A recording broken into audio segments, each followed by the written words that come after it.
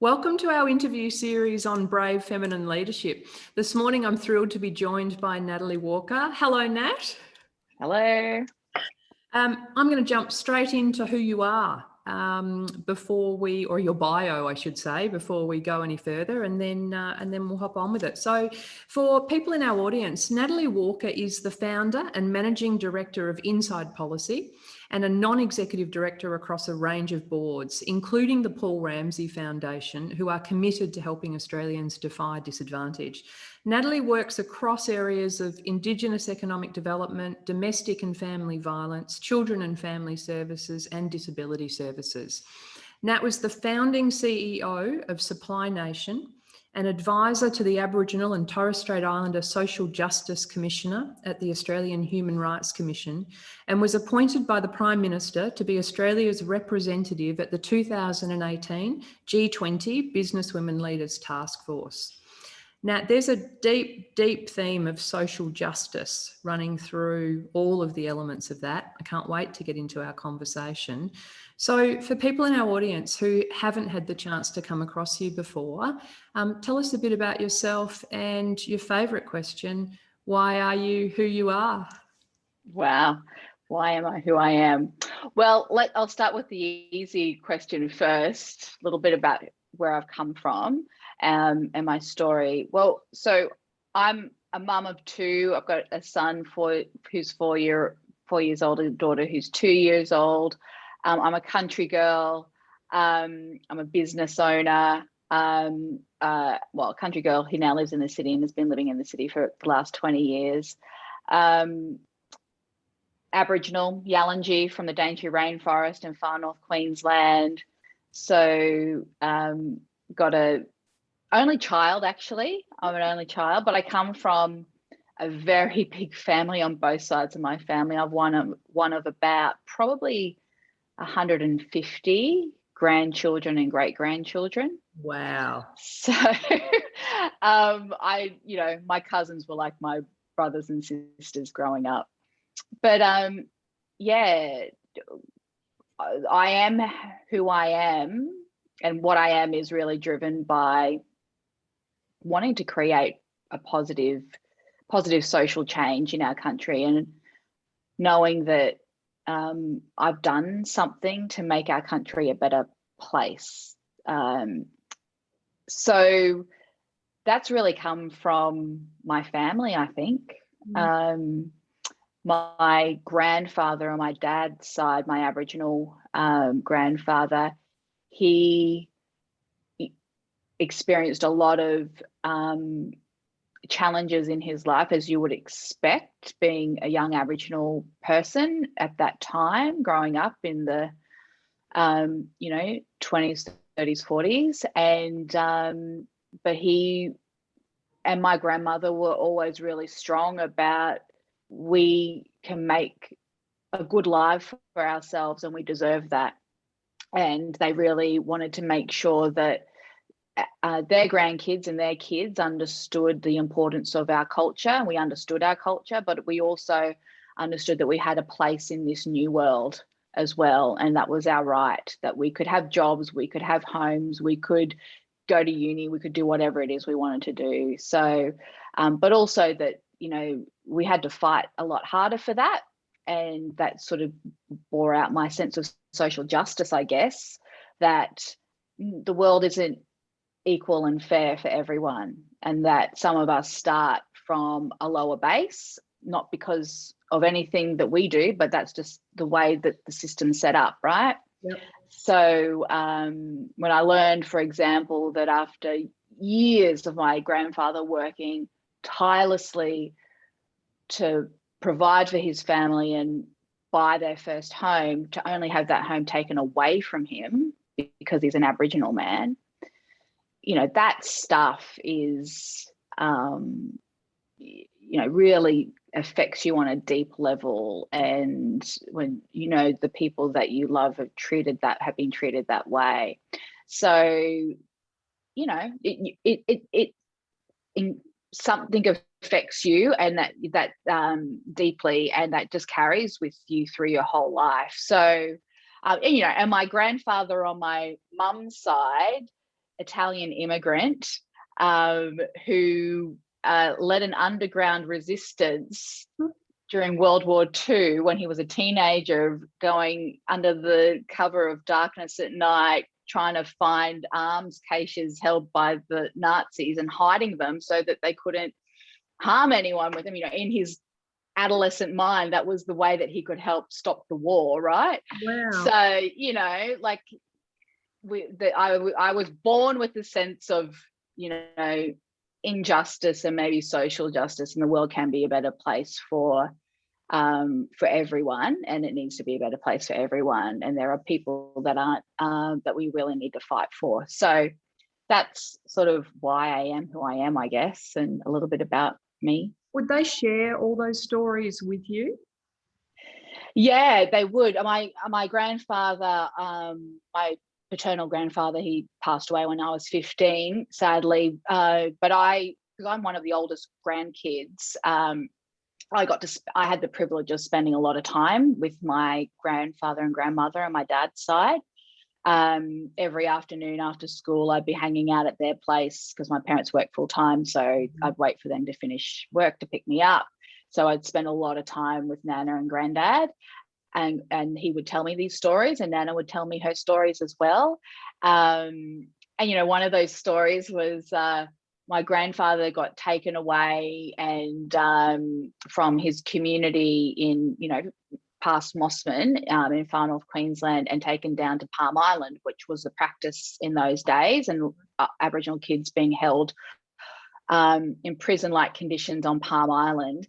When he somehow he escaped. I don't remember the detail of how he escaped. When he was about 15 or so, he got off the island, and his whole mission was to find my grandmother, because they were promised to each other, and that's a particular cultural practice which keeps the bloodlines clean. So the elders promise children before they're born to each other to make sure that there isn't any intermarriage between where there shouldn't be. And so my grandfather's mission was to find his promised wife. And he did. He found her, and they got married, and they had 13 kids. And they were together until the day that he died. Anyway, and so, you know, he would tell me those stories. I learned my maternal grandfather's stories in a different way, though. He is a very good journal keeper. And he has boxes and boxes of journals. And so I said to him, they're all handwritten, I said, no, maybe one day I could type some of these for you. And so I started typing them, and I discovered these stories as I was typing his journals, right? And then, you know, there are literally I can't even count how many journals there are, way too many for me to have written. So my cousins and aunts, and we all chipped in and transposed part of them. But yeah, that's how I learned the stories of my grandfather. So, you know, like our old people are our libraries, right? Like the stories that they have and the wisdom that they have, it's so precious, and we need to know more. I love that I love he captured firstly so much in his journals, and that's enabled all of you to, you know, really get a really deep understanding. I think that's fantastic. Now, I wanted to ask you about cricket. I understand you had a passion at a very young age for cricket. Tell us about that. No, I didn't actually, Melissa. Let's just be clear. Still to this day, I can't stand cricket. It's so un-Australian. And my husband and I really do worry that our kids will get into cricket, and we will have to do Saturday cricket. Anyway. I hear you. I'm right there. Tell us about cricket and your background.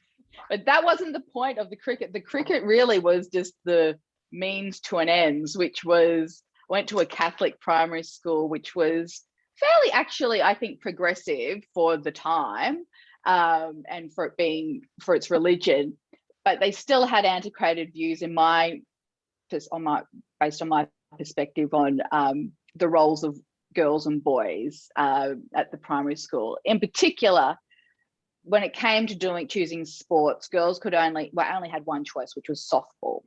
I mean, the name put me off straight away. Softball, like, why do we need a soft ball? And then, you know, how you put the ball on the stick thing, you hit it. It's like, why can't someone just throw me the ball and I can hit it? So anyway, I was bamboozled by that. And then, but the boys had choice. They had cricket, they had football, they had, I don't know, a whole range of things. I said, well, why can't we do what the boys do? So I was so indignant about it. It just really got my goat. I just could not let it go that we couldn't do cricket. I didn't want to play cricket, but it was the principle.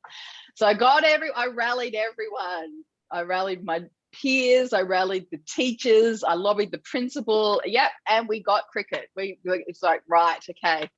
Girls can do cricket. Well, I tell you, the first time I was on the pitch waiting to bat, a ball being bowled by one of like a boy who was probably twice my height and size. It was in that moment that I thought, I don't think I want to actually be playing this game. I could get really hurt by this ball right now, but I'm glad we have the choice. I can choose. The point is now I can choose. It's my choice whether I play cricket or not. I'm not being told I can't play cricket or not. I love that. Early on, she's into it. Now, you're first person in your family to go to uni? To finish my degree. So a couple of us all started around the same time, but first to finish. Yeah. Congratulations on that. Where did that take you? What were the possibilities you were thinking about at the time? Tell us how Well, so I grew up in a working class family, migrant family on one side and Aboriginal family on the other. And, you know, very, very privileged upbringing in the sense of surrounded by love and family and culture. But not not professional role models. Had lots of business role models and sports role models and creative role models, but that never really spoke to maybe the business side did, the entrepreneur side did, but didn't really speak to me, my sensibility. And I love reading.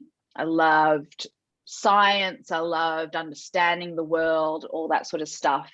So, and I did well at school. I was academically, doing well. And so, my role model at the time when I was going to high school ended up being Halifax FP. I don't know if you remember that TV show. I do. Yeah. I decided I wanted to be Rebecca Gibney. I wanted to be a forensic psychologist. I wanted to be assessing all the psychopaths and the criminals. That's what I wanted to do. So that really put me on the track to, well, that plus having a best friend who we were both did well academically and both had an ambition to sort of do something more than stay in our community and go to uni. And so her and I sort of, propelled each other, but also my ambition to be Halifax FP really sort of focused me to, okay, I need to go to uni, I need to study psychology, and I probably also need to do law and all that sort of stuff. So that's what sort of twigged and got me there. You start out with these plans that it never ends up being, right? So I'm not Halifax FP. I'm not Or you still don't want to head that direction? Is that the dream? No, I let go of that dream. Because you know why I let go of that dream? Because I did do something fairly similar. So while I was after I finished my psych degree and while I was finishing off my law degree, I actually did work as what was called a court coordinator. So I used to support young people going through the youth justice system, going through the court process in particular, support them through that, but also assess, what is the best sentencing option and advice that we can give to the magistrate or the judge about, based on all the supports we can give them in community, what's our best bet in terms of keeping them out of jail. So that was my role. And I used to do that. I did that in Brisbane and Ipswich, but then also moved up to the Cape and Torres Strait to do that in the court circuit in the Cape. And I had a particular incident that happened. It was, it was always ends up being a culmination of things, a straw that breaks the camel's back. So this particular straw that broke the camel's back was the this 10-year-old boy, Aboriginal boy, who was remanded in custody, wasn't given bail for an offence. And so that meant that he had to be transported down to Townsville, so about 2,000 kilometres away from his community. English would have been maybe his third language. He had just turned 10 years old, and the police were waiting for him because, you know, they hadn't been able to charge him for alleged offences he'd committed up until the point he'd turned 10, prior to him turning 10. So they were waiting for him. And I just knew by this time I'd been in the system long enough to know that there were no supports for him. And the reason why he had to go to Townsville and the reason why he was being remanded in custody is because there was no support for him in the community. And for me, that was just wrong. That was a perfect example of the system failing a child. No child of that age should be in jail. So I got on my first flight down to Townsville to see him, make sure he was okay. It was traumatic for him. It was traumatic for everyone involved, try to get his family down. And then it was in that moment I realized I cannot change the world one young person at a time, one case at a time. I've got to, what's my option? And then I realized I was doing a leadership course at the same time. And then my eyes were opened up to policy. Through that course and through talking to people who were presenting on that program. And I learned about the Human Rights Commission. I learned about the change, like, you know, advocating for change through policy. I thought, that's where I need to be. That's what I need to do. So that was really, thank goodness I had that light bulb moment so early on in my career. I would have been about 23 at that point. Yeah. Because that was the shift, right? Like, okay, right. I am not built for working one case at a time. I can't be a psychologist. That's very valuable work and that's very important. But I will get frustrated because I'm not seeing the system change. I need to be working on the system. So policy is where that's at, and that's where I've been ever since. So yeah, that's my understanding is you at one point you were at KPMG for a while. Yep. And my understanding was there was a question in your own mind about not pigeonholing yourself at that point. How does that fit in with that? How old were you when you were there, kind of thing? How does that fit in with the story? Yeah, so I was there. So I had worked at the Human Rights Commission and realised I needed to do something a bit different. I'd been in government up until that point. And I thought, I want to try something different. I've heard about this consulting thing, and it just, you know, KPMG was advertising at the time. So I thought, I'll put my hat in the ring.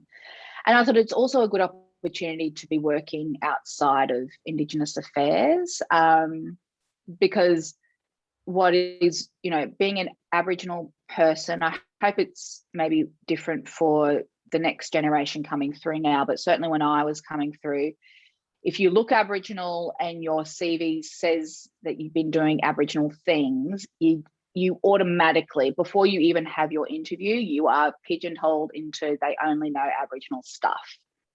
So I was on the front foot about that at KPMG when I was being interviewed. And I think in my first interview, I said, look, I know I'm Aboriginal. I know I've been doing Aboriginal stuff, but I don't want to be doing Aboriginal projects only at KPMG. I know that's the value that I can bring, but I think I can translate my knowledge and skills to other policy areas. And I want to be given that opportunity to do that if I was to get a job here. And to my counselling partner's credit, Liz Forsyth, she's still there at the firm. I think she's the global lead for infrastructure and government now. She stayed true to that. And I got the most amazing experience to work on policy issues that I never thought I would ever be involved in. That didn't have anything to do with Indigenous affairs, but gave me really great instruction and experience that I could then translate back into the work that I now do in Indigenous affairs. So when did that pull come again, where you're like, okay, now I'm Now I Yeah. really want to focus on this area. Yeah. It was, anyone who's worked in consulting and professional services knows how tiring and exhausting and relentless it is. And I just needed a break from that. So my counseling partner agreed to me taking a career break. And in that, I was the interim CEO of a not-for-profit organization for part of that time. And then I just was sort of freewheeling a little bit. And when I was on career break, I got a call from Doug Russell, and who was the one of the founders of Supply Nation before it was established as an organization. And he said, Nat, I've heard about you. Michael McLeod and I, my business partner and I, we're working on something that we think you might be interested in. Can we have a chat to you about it? I said, yeah, sure, no worries. And it turned out, they were saying, we've got government support. There was a new government. They were looking for new ideas. We've got government support for this thing called, back then it was called the Australian Indigenous Minority Supplier Council. It was all about getting Indigenous business into the supply chains of the largest companies and government organisations. And we think you'd be really great at helping us with that project, getting it off the ground. But I don't know much about it. I've only read some media articles about it, but hey, I'm going to New York. So how about I meet with the head of the council in the US, just learn a bit more from her, and I'll let you know how I go and if I'm interested after talking to her. So I did that. I went on a holiday to New York, met with Harriet Michelle from the US Council, and yeah, within 2 minutes of meeting her, I was like, okay, yeah, you don't need to say anymore. I'm in. Like, just I was just struck by her own power, but just the convincing way in which, she articulated the power of procurement in terms of increasing prosperity for our people, for my people, and what it had done for African American, First Nations and other minority groups in the US. And I just thought, yeah, I want to be part of that. So I called up Doug straight away. It probably would have been 3 o'clock in the morning his time. And I said, yeah, I'm in. I'm back next week. So let's talk about this. And that was that, right? So and for me, it wasn't so much about, it was, obviously about being an opportunity to remove a significant barrier for my people in terms of our economic participation. But it was also an opportunity to bring together everything that I had learned to date in my career, which was understanding policy, understanding how to influence government to get policy change, but also creating real substantive change, and it has changed the landscape of our country. And in terms of Indigenous participation in our economy. So yeah. And in our last series, as you know, I got the chance to interview the wonderful Laura Berry, who's the current CEO of Supply Nation, who introduced us. So yeah, if anyone hasn't seen that interview and conversation, I just could not recommend it highly enough. It was an incredible conversation. So you were founding CEO there, and then you took the decision to start your own business. Well, sort of, not really. Yep. So, I mean, I think a common thing with my the way I work in my life is that I just give it my all. So I got a little bit burnt out at KPMG and needed to take time out. Same for Supply Nation. The rebrand of Supply Nation was my final act as CEO, and then before that, plus also securing much bigger long-term investment for the organisation. And at that point, I handed it over, decided it's time to go and I need a break. And I went back to New York and lived there for a bit, and then came back to Australia and accidentally fell into the consulting thing, I have to say, because I had said to myself, I don't want to be a consultant. I don't know what I want to do, but I don't want to be a consultant. But when I came back into the country, and once people know that you're back, I started getting calls. Oh, Nat, we really love your thoughts on this or that or whatever. So it really just grew organically and a little bit accidentally. But I love it now. Like it's my first, it really is my firstborn. After my son isn't my firstborn, my baby, my business is my firstborn.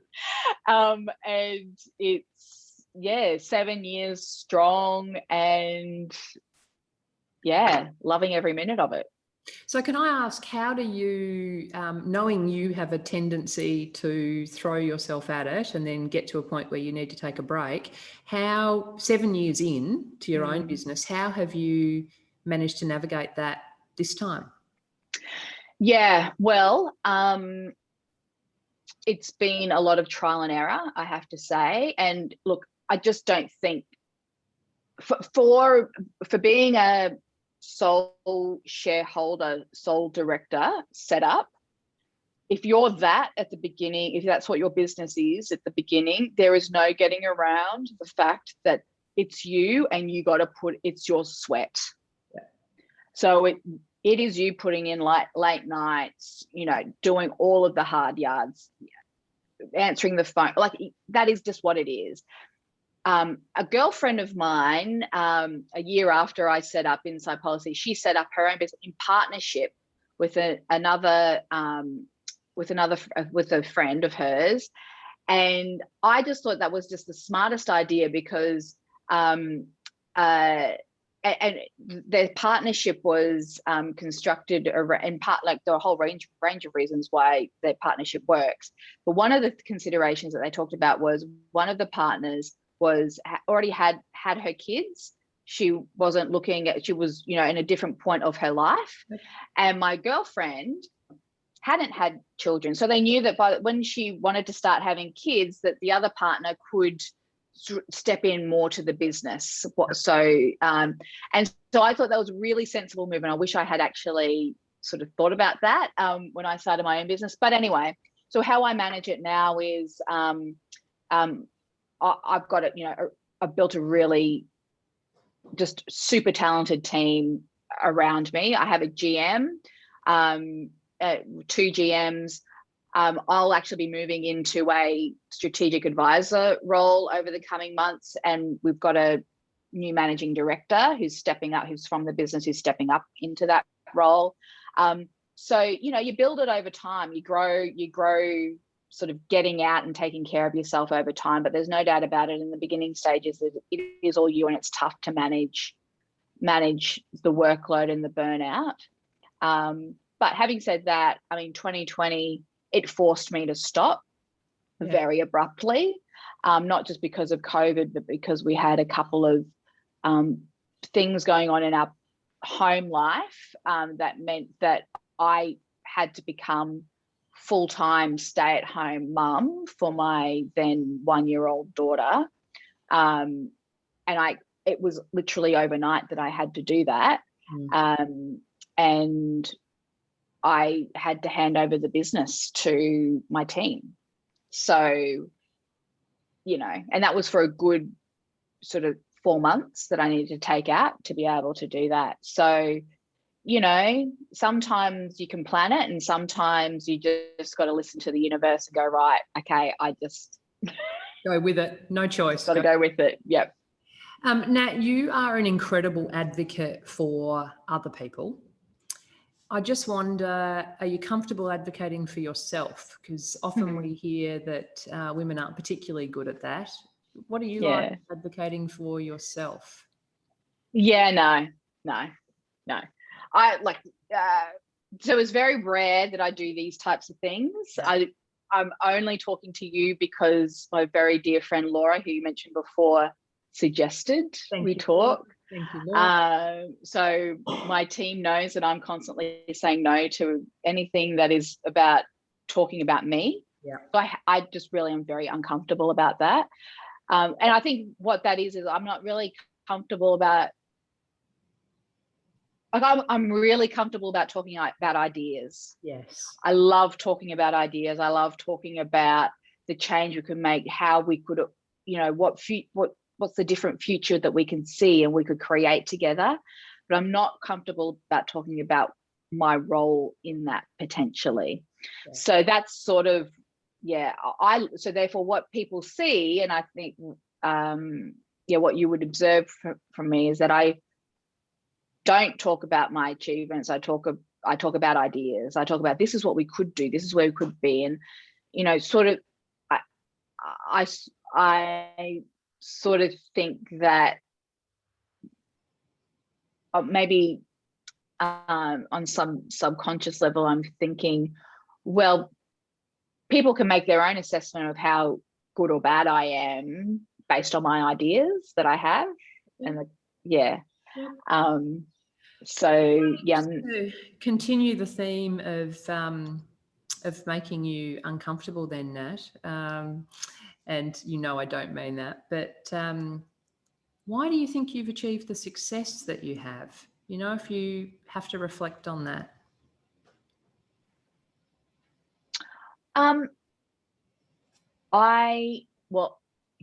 What is success is the question that's running through my head, and it was the question running through my head in the lead up to this conversation. I don't know that I'm successful. I know that, like, if you look at my CV and you see the boards that I'm on and the roles that I've had, one could infer success from that. But I think I really put it back to, I make all of my decisions based off my North Star. And where I haven't achieved something or I haven't been proud of what I've done, it's because I've not trusted my instinct, and because my instinct has been saying that doesn't match up with your North Star, Nat. Like I look back on a couple of times in my career and my personal life where I just go, oh yeah, that's what my instinct was saying. It just wasn't right. I didn't know why it wasn't right. Yeah. But and generally it all leads back to it's not who I am. It's not what I care about. So I think that's, you know, I would maybe reframe success as what I could say I'm proud of. And I'm really proud of the work that I do and work that I have done, the roles that I've played, because it's all been about trying to create a better place for those who don't have the best place now in our country. And you know, I'm smart enough. I could be an investment banker, I'm sure. I could be working in high finance or making squillions of, but that's so not interesting to me.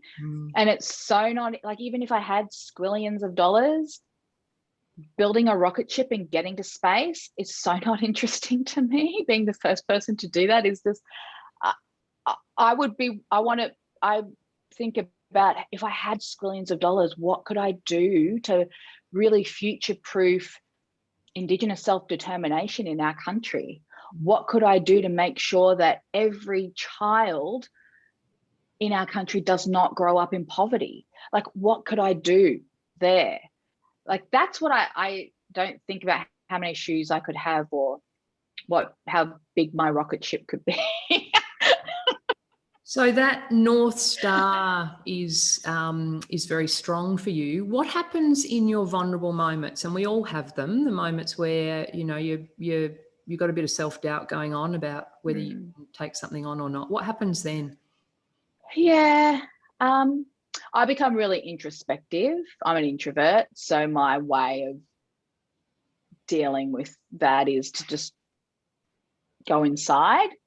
And so my friends will say I am a very bad communicator. So I have, like, my best friend from high school, we've known each other since we were both 12 years old. She's still my dearest friend to this day, despite the fact that I am crap at calling her. And she will send me texts every now and then. She sent me one over the weekend, actually, goes, just a welfare check. How you going? We're all guilty of that. Don't beat yourself up over that, but it's wonderful to have people in our lives who are good at it. Yeah. So I have people, and that's the other thing. Like, I go into myself, and I've been going through a phase of my life over the last couple of months where I've been very much introspective, just trying to get through every day. The people around me who are my nearest and dearest and who I trust the most know that about me. And so they have their tools to pull me out of it, just to make sure that I'm okay and that I'm getting a bit of a different perspective of things. So my husband is a star at that. And I have other friends that do that. But I think, the internal dialogue that's going on in my brain at that time, there is doubt. There's like, can I do this? Can I manage it? Am I capable? Like, they're the things that are going through my head. And then the moment where I feel like it could be going into a spiraling negative voice and a little bit out of control, I just snap myself out of it. I go, nah, okay, this is not helpful. I just got to stop this. And it will work out. Like, it will actually be okay, because I'm telling myself it will be okay, and therefore I'm going to make it okay. So it is actually going to be okay. What support do I need? Who do I need to talk to? Who's the best brain at this? Who can do this? What time do we need to do this? So then you start going into the planning mode.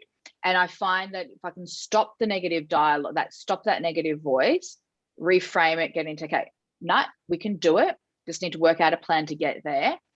Then that just pushes me through. And I learned that from, having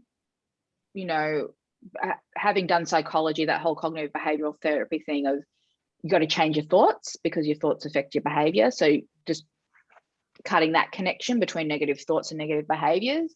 But then also late in my 20s, I did get some counseling because I was in quite a unhealthy relationship at the time, and that I carry some of the tools that I took from those from that time, working with that counselor, to really to give me back power and control by having a plan.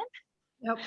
And for me, for the type of person that I am, I need a plan to feel like I've got things under control. So that's my simple fix for getting out of the funk. Yeah. And then just trusting it is actually going to be okay. And big picture. Yep. This is a moment in time. Yeah. I wanted to ask, if I use the term confidence and courage, do they mean different things to you? Yes, they do. Why do they? Because sometimes I think you can have courage without confidence. It's like, the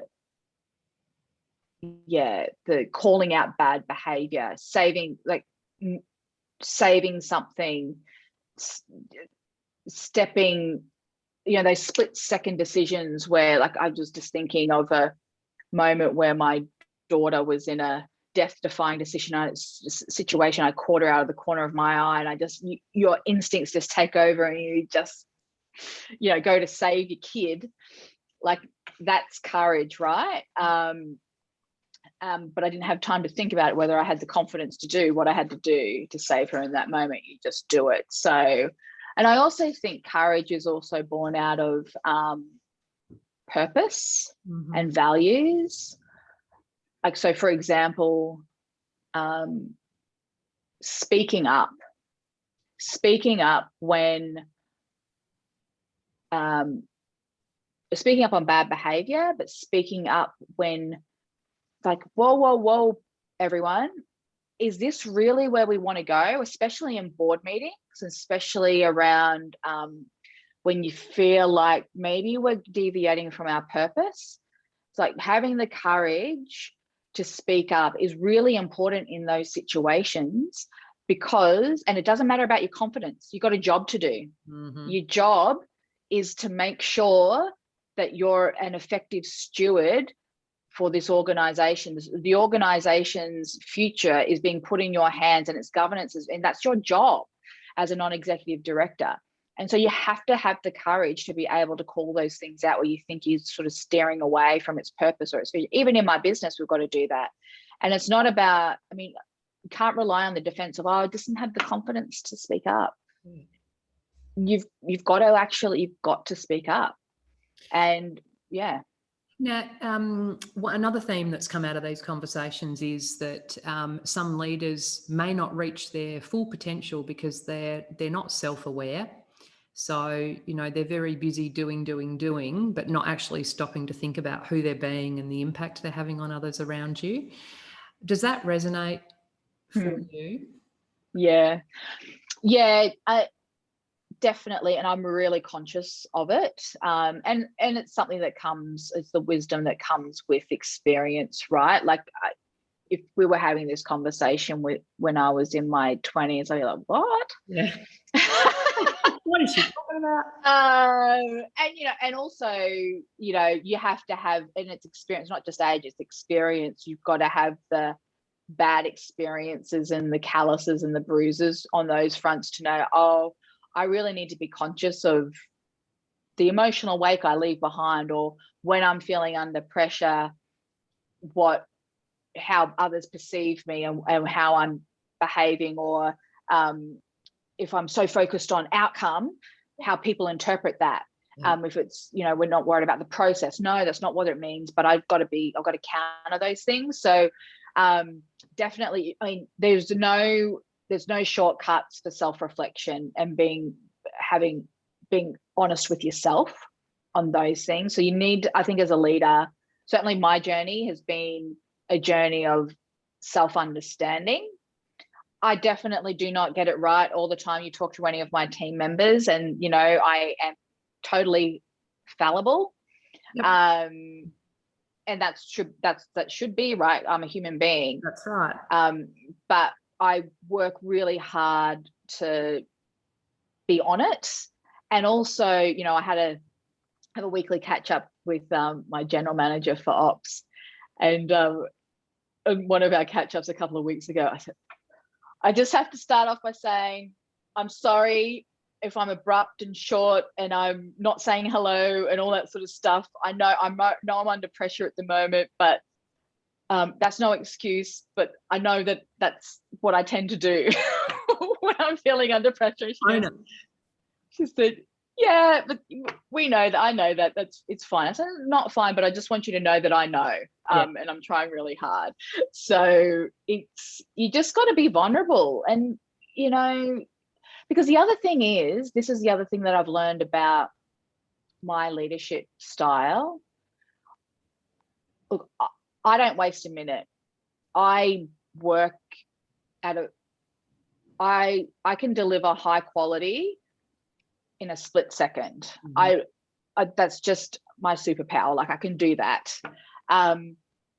And so I can be running multiple things at the same time, and I can be thinking about the future, but then also in the detail and pivoting between the two fairly quickly.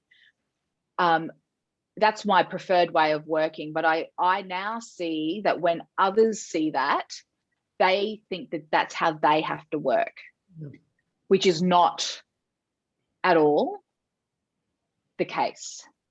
So I need to be really conscious about how I'm working and how I'm interacting with people, the time I send email messages, for example, the timeframes that I'm giving myself to deliver things. All these things are really important. They may seem little, but it's really important because it's sending signals to the people around you. Absolutely. Who don't have the same level of power. They're getting a implicit message. Oh, Nat's sending emails. I don't send emails at 3 o'clock in the morning, by the way, but if I was sending emails at 3 o'clock in the morning, they're going, oh, she does that for herself. Maybe she expects that of me. So that, you know, you just got to, I'm very conscious of that for myself, and also being really conscious about in my own business, we do a personality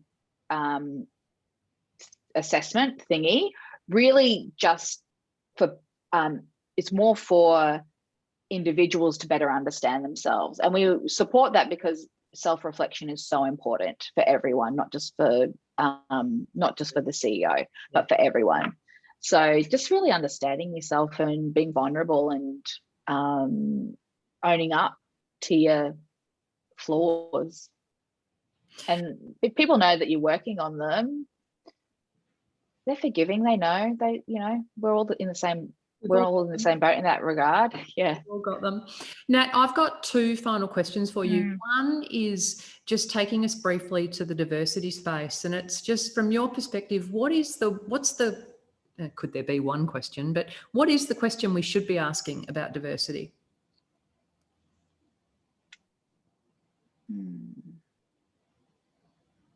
What is the question we should be asking about diversity?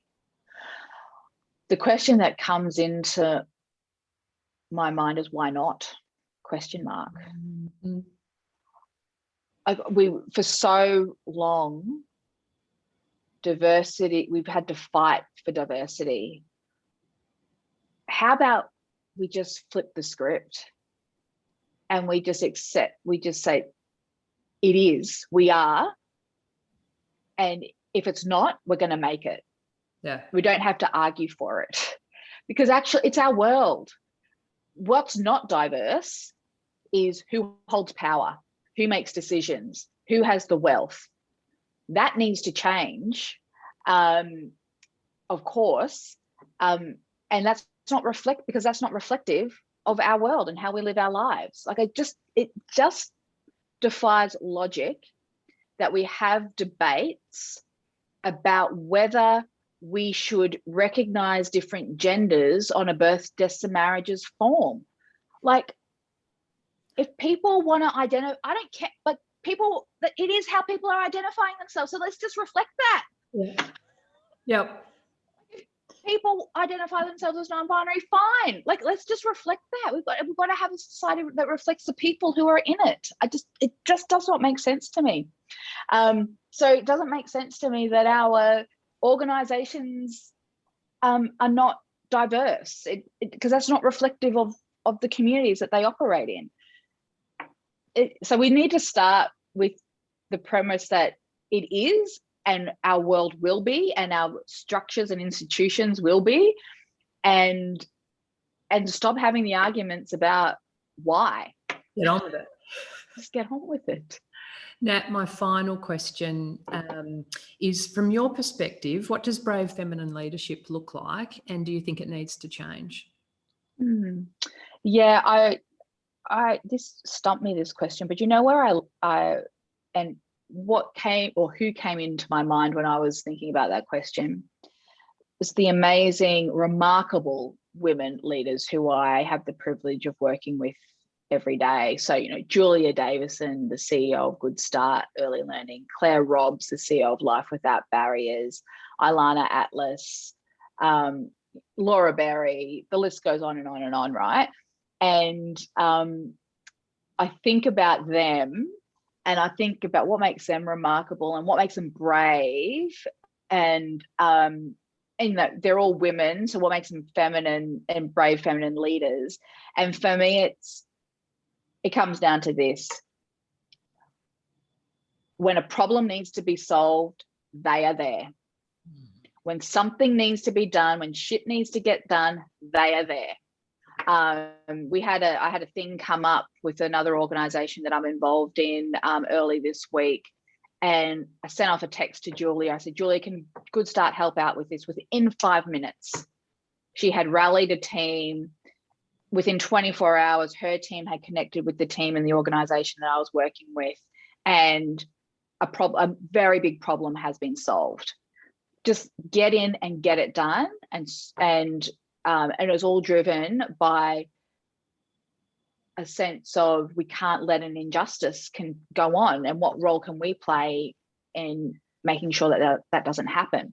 So I think the flip side to it, so I also think about the current situation we are in as a country, and I think, oh man, if these women were running the show, we would be all vaccinated. Yes. We would be manufacturing our own vaccines, we'd be shipping off vaccines to those other countries that need it, and all while we are feeding our children and making dinner for our children. Like, seriously, this is, that's we just get stuff done really fast and really, in an amazing way. So, but the flip side of it is that I think sometimes we in our pursuit of wanting to help and do good, we maybe we jump to action when we maybe sometimes what we need to do is just take a moment and listen and understand and reflect, and also just like ask the question, am I the right person? Mm-hmm. And not just the right person in terms of capability, but is this the right time for me? Because we all get burnt out and we all give so much of ourselves to everyone else, and maybe it's just not the right time because I need to take care of myself now. So Nat, I have loved our conversation. I could keep going on, and I am so incredibly grateful that you chose to say yes to this conversation. I know it's not easy for people talking about themselves and their achievements, and I noticed you deflect a lot of the questions I asked about success. But you are incredibly successful. You're an incredibly strong advocate for so many people. And I just want to say thank you so much for everything you're doing. Thank you for joining us. Thank you. Thanks, everyone. Thanks, Mel.